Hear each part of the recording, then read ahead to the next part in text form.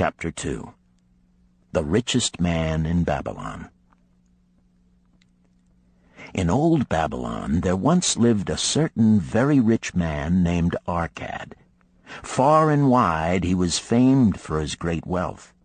Also was he famed for his liberality. He was generous in his charities. He was generous with his family. He was liberal in his own expenses. But nevertheless, each year his wealth increased more rapidly than he spent it. And there were certain friends of younger days who came to him and said, "You, Arcad, are more fortunate than we. You have become the richest man in all Babylon while we struggle for existence.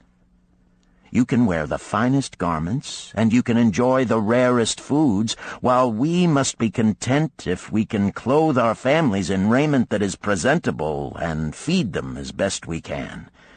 Yet once we were equal. We studied under the same master. We played in the same games, and in neither the studies nor the games did you outshine us. And in the years since, you have been no more an honorable citizen than we. Nor have you worked harder or more faithfully insofar as we can judge. Why, then, should a fickle fate single you out to enjoy all the good things of life and ignore us who are equally deserving?" Thereupon Arcad remonstrated with them, saying, "If you have not acquired more than a bare existence in the years since we were youths, it is because you either have failed to learn the laws that govern the building of wealth, or else you do not observe them. Fickle fate is a vicious goddess who brings no permanent good to anyone. On the contrary, she brings ruin to almost every man upon whom she showers unearned gold. She makes wanton spenders who soon dissipate all they receive and are left beset by overwhelming appetites and desires they have not the ability to gratify. Yet others whom she favors become misers and hoard their wealth, fearing to spend what they have, knowing they do not possess the ability to replace it. They further are beset by fear of robbers and doom themselves to lives of emptiness and secret misery. Others there probably are who can take unearned gold and add to it and continue to be happy and contented citizens. But so few are they, I know of them but by hearsay. Think you of the men who have inherited sudden wealth, and see if these things are not so." His friends admitted that of the men they knew who had inherited wealth, these words were true, and they besought him to explain to them how he had become possessed of so much prosperity. So he continued, "In my youth I looked about me and saw all the good things there were to bring happiness and contentment, and I realized that wealth increased the potency of all these. Wealth is a power. With wealth, many things are possible. One may ornament the home with the richest of furnishings. One may sail the distant seas. One may feast on the delicacies of far lands. One may buy the ornaments of the gold worker and the stone polisher. One may even build mighty temples for the gods. One may do all these things and many others in which there is delight for the senses and gratification for the soul. And when I realized all this, I decided to myself that I would claim my share of the good things of life. I would not be one of those who stand afar off, enviously watching others enjoy. I would not be content to clothe myself in the cheapest raiment that looked respectable. I would not be satisfied with the lot of a poor man. On the contrary, I would make myself a guest at this banquet of good things." Being, as you know, the son of a humble merchant, one of a large family with no hope of an inheritance, and not being endowed, as you have so frankly said, with superior powers or wisdom, I decided that if I was to achieve what I desired, time and study would be required. As for time, all men have it in abundance. You, each of you, have let slip by sufficient time to have made yourselves wealthy. Yet you admit you have nothing to show except your good families, of which you can be justly proud. As for study, did not our wise teacher teach us that learning was of two kinds? The one kind being the things we learned and knew, and the other being the training that taught us how to find out what we did not know. Therefore did I decide to find out how one might accumulate wealth, and, when I had found out, to make this my task and do it well. For is it not wise that we should enjoy while we dwell in the brightness of the sunshine? For sorrows enough shall descend upon us when we depart for the darkness of the world of spirit. I found employment as a scribe in the hall of records, and long hours each day I labored upon the clay tablets. Week after week, and month after month I labored, yet for my earnings I had naught to show. Food and clothing and penance to the gods, and other things of which I could remember not what, absorbed all my earnings, but my determination did not leave me. And one day Algamish, the moneylender, came to the house of the city master and ordered a copy of the 9th law, and he said to me, I must have this in 2 days, and if the task is done by that time, 2 coppers will I give to thee. So I labored hard, but the law was long, and when Algamish returned, the task was unfinished. He was angry, and had I been his slave, he would have beaten me. But knowing the city master would not permit him to injure me, I was unafraid, so I said to him, Algamish, you are a very rich man. Tell me how I may also become rich, and all night I will carve upon the clay, and when the sun rises, it shall be completed. He smiled at me and replied, You are a forward knave, but we will call it a bargain. All that night I carved, though my back pained and the smell of the wick made my head ache until my eyes could hardly see. But when he returned at sunup, the tablets were complete. Now, I said, tell me what you promised. You have fulfilled your part of our bargain, my son, he said to me kindly, and I am ready to fulfill mine. I will tell you these things you wish to know, because I am becoming an old man, and an old tongue loves to wag. And when youth comes to age for advice, he receives the wisdom of years. But too often does youth think that age knows only the wisdom of days that are gone, and therefore profits not. But remember this, the sun that shines today is the sun that shone when thy father was born, and will still be shining when thy last grandchild shall pass into the darkness. The thoughts of youth, he continued, are bright lights that shine forth like the meteors that oft make brilliant the sky. But the wisdom of age is like the fixed stars that shine so unchanged that the sailor may depend upon them to steer his course. Mark you well my words, for if you do not, you will fail to grasp the truth that I will tell you, and you will think that your night's work has been in vain. Then he looked at me shrewdly from under his shaggy brows, and said in a low, forceful tone, I've found the road to wealth when I decided that a part of all I earned was mine to keep. And so will you. Then he continued to look at me with a glance that I could feel pierce me, but said no more. "Is that all?" I asked. "That was sufficient to change the heart of a sheep-herder into the heart of a money-lender," he replied. "But all I earn is mine to keep, is it not?" I demanded. "Far from it," he replied. "Do you not pay the garment-maker? Do you not pay the sandal-maker? Do you not pay for the things you eat? Can you live in Babylon without spending?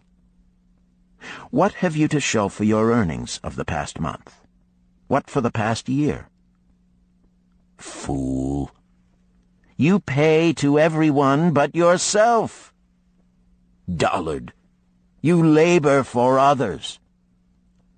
As well be a slave and work for what your master gives you to eat and wear. If you did keep for yourself 1/10 of all you earn, how much would you have in 10 years? My knowledge of the numbers did not forsake me, and I answered, "As much as I earn in 1 year." "You speak but half the truth," he retorted. "Every gold piece you save is a slave to work for you. Every copper it earns is its child that also can earn for you.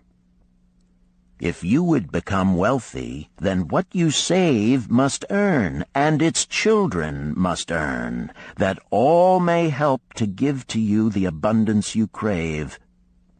You think I cheat you for your long night's work," he continued. "But I am paying you 1,000 times over if you have the intelligence to grasp the truth I offer you. A part of all you earn is yours to keep. It should not be less than 1/10, no matter how little you earn. It can be as much more as you can afford. Pay yourself first. Do not buy from the clothes-maker and the sandal-maker more than you can pay out of the rest and still have enough for food and charity and penance to the gods. Wealth, like a tree, grows from a tiny seed.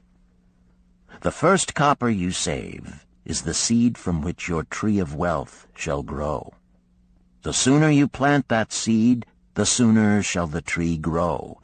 And the more faithfully you nourish and water that tree with consistent savings, the sooner may you bask in contentment beneath its shade." So saying, he took his tablets and went away. I thought much about what he had said to me, and it seemed reasonable, so I decided that I would try it. Each time I was paid, I took 1 from each 10 pieces of copper and hid it away. And strange as it may seem, I was no shorter of funds than before. I noticed little difference as I managed to get along without it. But often I was tempted, as my hoard began to grow, to spend it for some of the good things the merchants displayed, brought by camels and ships from the land of the Phoenicians. But I wisely refrained. A 12th month after Algamish had gone, he again returned and said to me, "Son, have you paid to yourself not less than 1/10 of all you have earned for the past year?" I answered proudly, "Yes, master, I have." "That is good," he answered, beaming upon me. "And what have you done with it?" "I have given it to Asmer, the brickmaker, who told me he was traveling over the far seas, and in Tyre he would buy from me the rare jewels of the Phoenicians. When he returns, we shall sell these at high prices and divide the earnings." "Every fool must learn," he growled. "But why trust the knowledge of a brickmaker about jewels? Would you go to the bread-maker to inquire about the stars? No, by my tunic, you would go to the astrologer if you had power to think. Your savings are gone, youth. You have jerked your wealth tree up by the roots. But plant another. Try again. And next time, if you would have advice about jewels, go to the jewel merchant. If you would know the truth about sheep, go to the herdsman. Advice is one thing that is freely given away, but watch that you take only what is worth having. He who takes advice about his savings from one who is inexperienced in such matters shall pay with his savings for proving the falsity of their opinions." Saying this, he went away. And it was as he said, for the Phoenicians are scoundrels and sold to Asmer worthless bits of glass that looked like gems. But as Algamish had bid me, I again saved each 10th copper, for I now had formed the habit, and it was no longer difficult. Again, 12 months later, Algamish came to the room of the scribes and addressed me. "What progress have you made since last I saw you?" "I have paid myself faithfully," I replied, "and my savings I have entrusted to Agar, the shield-maker, to buy bronze, and each 4th month he does pay me the rental." "That is good. And what do you do with the rental?" "I do have a great feast with honey and fine wine and spiced cake. Also I have bought me a scarlet tunic, and some day I shall buy me a young ass upon which to ride." To which Algamish laughed, "You do eat the children of your savings. Then how do you expect them to work for you? And how can they have children that will also work for you? First get thee an army of golden slaves, and then many a rich banquet may you enjoy without regret." So saying, he again went away. Nor did I again see him for 2 years, when he once more returned, and his face was full of deep lines, and his eyes drooped, for he was becoming a very old man. And he said to me, "Arcad, hast thou yet achieved the wealth thou dreamed of?" And I answered, "Not yet all that I desire, but some I have, and it earns more, and its earnings earn more." "And do you still take the advice of brickmakers?" "About brickmaking they give me good advice," I retorted. "Arcad," he continued, "you have learned your lessons well. You first learned to live upon less than you could earn. Next, you learned to seek advice from those who were competent through their own experiences to give it. And lastly, you have learned to make gold work for you. You have taught yourself how to acquire money, how to keep it, and how to use it. Therefore, you are competent for a responsible position. I am becoming an old man. My sons think only of spending and give no thought to earning. My interests are great, and I fear too much for me to look after. If you will go to Nippur and look after my lands there, I shall make you my partner, and you shall share in my estate." So I went to Nippur and took charge of his holdings, which were large, and because I was full of ambition, and because I had mastered the 3 laws of successfully handling wealth, I was enabled to increase greatly the value of his properties. So I prospered much, and when the spirit of Algamish departed for the sphere of darkness, I did share in his estate as he had arranged under the law. So spake Arcad, and when he had finished his tale, one of his friends said, "You were indeed fortunate that Algamish made you an heir." "Fortunate only in that I had the desire to prosper before I first met him. For 4 years did I not prove my definiteness of purpose by keeping 1/10 of all I earned? Would you call a fisherman lucky who for years so studied the habits of the fish that with each changing wind he could cast his nets about them? Opportunity is a haughty goddess who wastes no time with those who are unprepared. You had strong willpower to keep on after you lost your first year's savings. You are unusual in that way," spoke up another. "Willpower," retorted Arcad. "What nonsense! Do you think willpower gives a man the strength to lift a burden the camel cannot carry, or to draw a load the oxen cannot budge? Willpower is but the unflinching purpose to carry a task you set for yourself to fulfillment. If I set for myself a task, be it ever so trifling, I shall see it through. How else shall I have confidence in myself to do important things? Should I say to myself, for 100 days as I walk across the bridge into the city, I will pick from the road a pebble and cast it into the stream? I would do it. If on the 7th day I passed by without remembering, I would not say to myself, tomorrow I will cast 2 pebbles which will do as well. Instead, I would retrace my steps and cast the pebble. Nor on the 20th day would I say to myself, Arcad, this is useless. What does it avail you to cast a pebble every day? Throw in a handful and be done with it. No, I would not say that, nor do it. When I set a task for myself, I complete it. Therefore, I am careful not to start difficult and impractical tasks, because I love leisure. And then another friend spoke up and said, If what you tell is true, and it does seem, as you have said, reasonable, then being so simple, if all men did it, there would not be enough wealth to go around. Wealth grows wherever men exert energy, Arcad replied. If a rich man builds him a new palace, is the gold he pays out gone? No, the brickmaker has part of it, and the laborer has part of it, and the artist has part of it, and everyone who labors upon the house has part of it. Yet, when the palace is completed, is it not worth all it cost? And is the ground upon which it stands not worth more because it is there? And is the ground that adjoins it not worth more because it is there? Wealth grows in magic ways. No man can prophesy the limit of it. Have not the Phoenicians built great cities on barren coasts with the wealth that comes from their ships of commerce on the seas? What then do you advise us to do that we also may become rich? Asked still another of his friends.